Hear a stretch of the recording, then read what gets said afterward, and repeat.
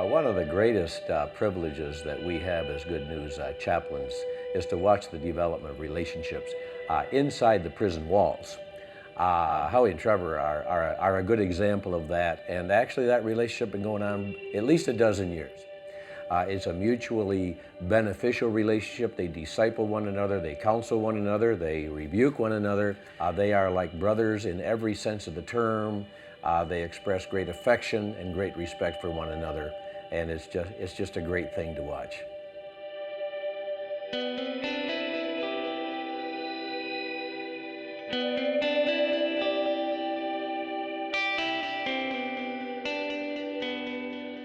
Remember our first Greek classes?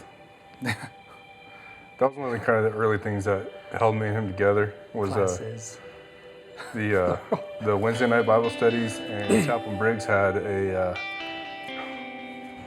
effort at a Greek class right before the Bible study. So we would rush over about 20 minutes before class, and Chaplain Briggs would try to get us through a Greek lesson real quick. And I wasn't familiar with anything like that at the time. I was like, oh, theologians quote Greek every now and then. That's interesting. But he was like, well, the New Testament was written in Greek. Why don't you learn it? Like, oh, you're going to teach us. Awesome. And so through that and through his trips through the book of Romans, he took us through the book of Romans a bunch back then. So he gave us something to fellowship around on kind of an intense academic but spiritual level as well.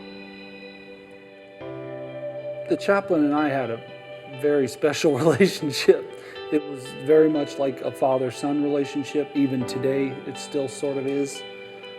He literally would kick my butt, and there were things in me that really needed to be weeded out. And I thank God that even though at the time it hurt a lot, he gave me the ability and the strength to submit.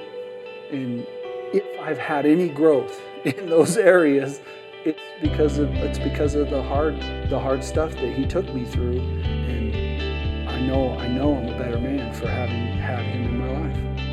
You know, the way you guys dealt with each other, I probably received a great deal of benefits because he didn't have to deal with me that way because I was watching you guys. You were learning from my mistakes? Is that a nice way to say it? The same kind of things that I probably needed help with, and you were obviously getting help with, I was able to glean some of the benefits of you getting beat up.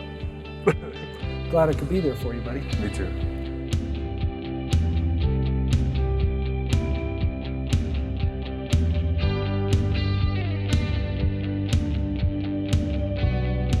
One of the common things I always heard when I was here, and guys would fail on parole and they would come back, they would say, I never was able to really find a church like the one we had here. I wasn't able to find accountability.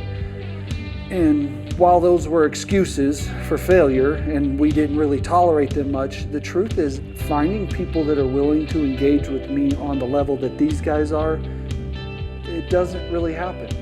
And the reason that I want to come back to prison is because my family's here.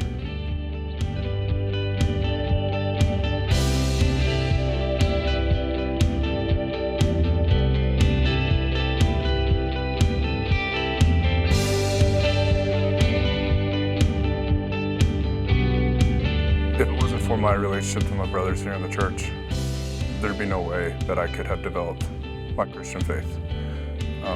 We're all thrown together into this, and we've all got a lot of heavy stuff on our minds when we first come here.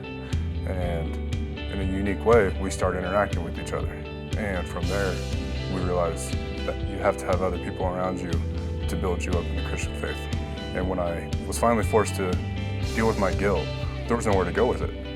And when I was told that could be forgiven because someone else paid for it, that was life-saving to me. It gave me new life, without doubt.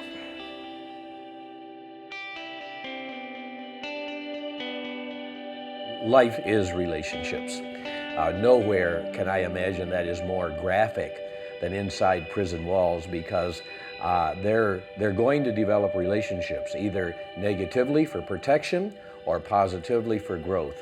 And it is a joy as a Good News chaplain to watch brothers in Christ develop relationships, because again, that is the key instrument that God uses for our growth is someone else. We are the hands and feet of Christ, and as God brings different people into other people's lives, as in the case of Trevor and Howie, it's a perfect demonstration of the power and the need for relationships both inside and outside of prison walls.